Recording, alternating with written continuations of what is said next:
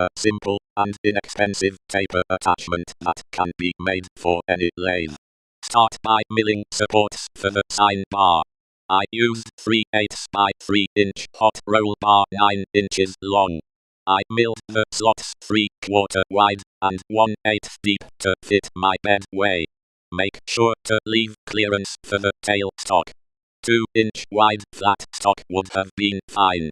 I used what I had laying around. Test fit with clamps and drill for hold down clamps. Here are the sine bar supports clamped in place on the bed way. Next make the sine bar and slot the supports for the sine bar. I milled 1/2-inch slots as my sine bar would be made from 3/4 round bar and the mounts for it would be made from 3/4-inch key stock. The sine bar needs to be 3 feet long at the pivot points to make standard taper calculations easy.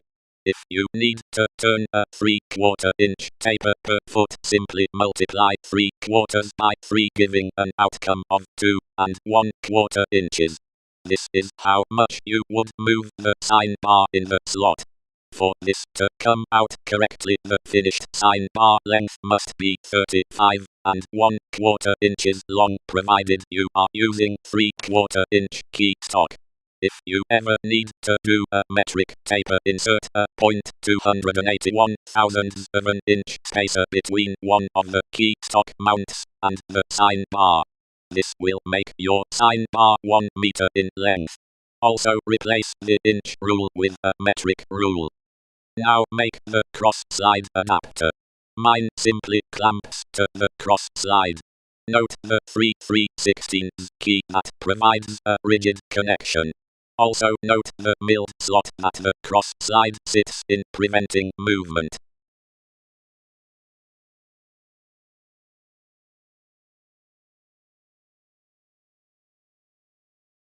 It is very important that this adapter be very rigid and does not move while the lathe is in operation.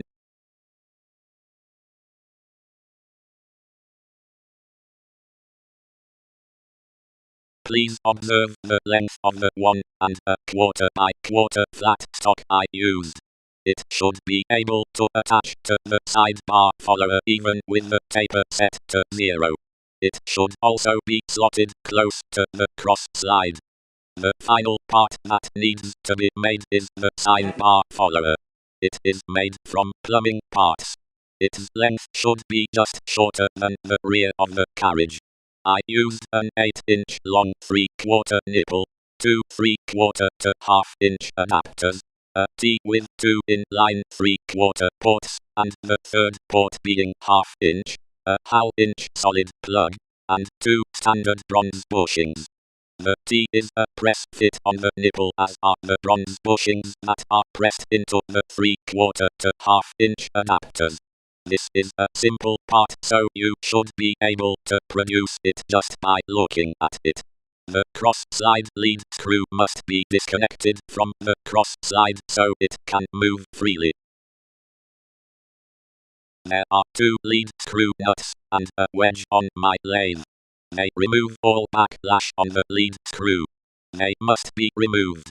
The bolt and set screw holes need to be covered so chips do not fall through, fouling the lead screw nuts, and the wedge.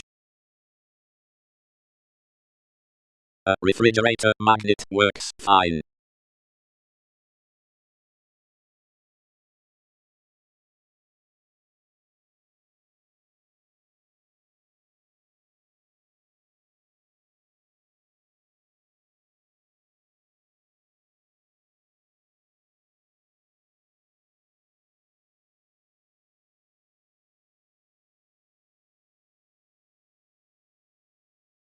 Make sure the cross slide has full free movement before locking the sine bar follower to it.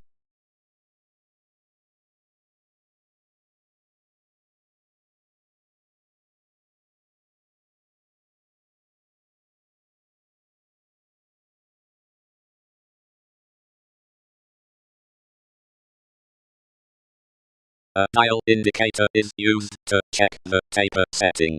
I used a 6-inch rule because it's easier than using a 12-inch rule, and it's close enough. The cross-slide travel in 6 inches should be 3/8 on an inch.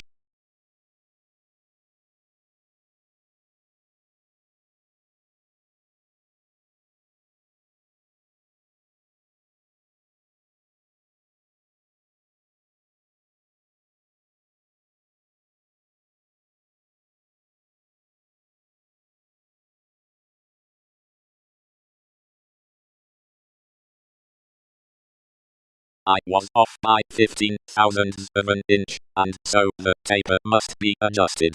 The sine bar nuts are loosened slightly, and the sine bar is bumped the necessary 15 thousandths of an inch while watching the dial indicator.